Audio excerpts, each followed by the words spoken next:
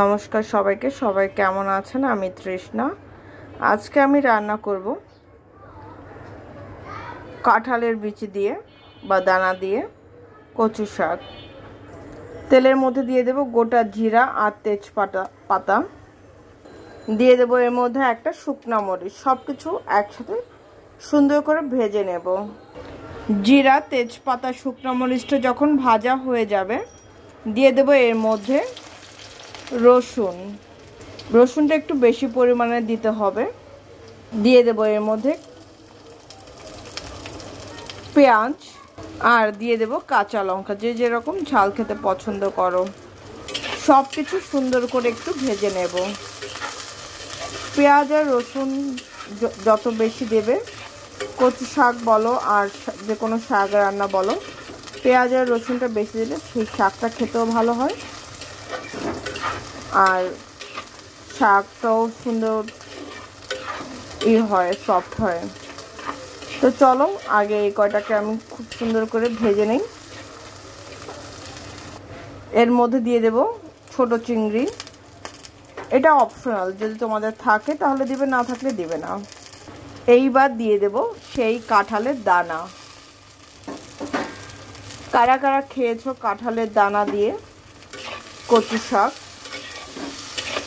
কচু শাকটা আমি এখনও তোমাদের দেখাইনি। কচু শাকটা কিন্তু আমি তোমার সেদ্ধ করে রেখেছি। সেদ্ধ করাটা দেখাইনি, শুধু জলের মধ্যে সেদ্ধ করেছি 4 থেকে 5 মিনিট। দিয়ে দেব এর মধ্যে স্বাদ অনুযায়ী লবণ, দিয়ে দেব হলুদের গুঁড়া, দিয়ে দেব ধনে গুঁড়া। সব কিছু একসাথে সুন্দর করে মিক্স করে দেব আর মিনিট কয়েক এটাকে ভাজা ভাজা করব। অনেকে তোমার কাঁঠাল বিচি ভর্তা খায়, কিন্তু এগুলো হচ্ছে ধরো কাঁঠাল বিচি ভর্তা টর্তা একই জিনিস, তো এর জন্য আমি আর দেখাতে চাচ্ছি না। যদি কারো দেখার ইচ্ছা থাকে আমাকে বলো, আমি অবশ্যই দেখাবো।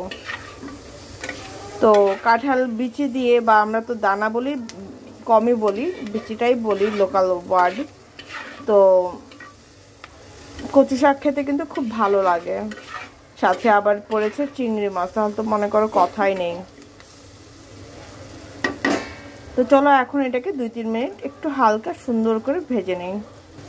এখন আমি এর মধ্যে দিয়ে দেবো সামান্য জল, যেন হলুদ ধনিয়ার যে কাঁচা স্মেলটা সেটা যেন না থাকে। আমি কিন্তু এখন কচুটা দেব না। যখন আমার মশলা কষানো হয়ে যাবে, তেলটা ছেড়ে দিবে, ঠিক ওই সময়ে আমি কিন্তু কচু শাকটা দিয়ে দেবো। তো চলো আগে এগুলো সুন্দর করে একটু কষিয়ে নেই। কষানো যত ভালো হবে রান্না খেতেও তত ভালো হবে। মশলাটা কষানো হয়ে যাওয়ার পরে আমি কচুটা দিয়ে দিয়েছি, দেখাতে আমার মনে নেই, শুধু কচুটাই দিয়েছি। কচুটা দেওয়ার পর মিক্সড করে দিলাম। কচুটা আমি সুন্দর করে সেদ্ধ করে নিয়েছি। দিয়ে দেব এর মধ্যে জিরার গুঁড়া। এইবার কম আঁচে এটাকে সুন্দর করে শুধু কষাতে হবে।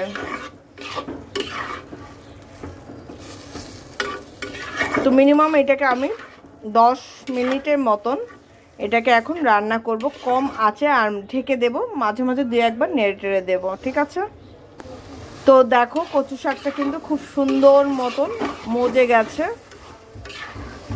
তো এখন আমি এটাকে নামাবো। তো চলো এটাকে নামানোর পর ফাইনাল লুকটা শেয়ার করছি। তো এই হচ্ছে আমার ফাইনাল লুক কাঁঠালের বিচি দিয়ে বা দানা দিয়ে চিংড়ি মাছ দিয়ে কচু শাক। কেমন হয়েছে সেটা কিন্তু অবশ্যই জানিও। তো আজকের জন্য এ পর্যন্ত। সবাই ভালো থেকে সুস্থ থেকে আমার জন্য আশীর্বাদ করো, আমি যেন ভালো থেকে সুস্থ থেকে তোমাদের জন্য নিত্য নতুন ভিডিও আনতে পারি। আর পুরো ভিডিওটা দেখো, দেখার পরে কিন্তু একটা মাস্ট বি লাইক করতে ভুলো না প্লিজ।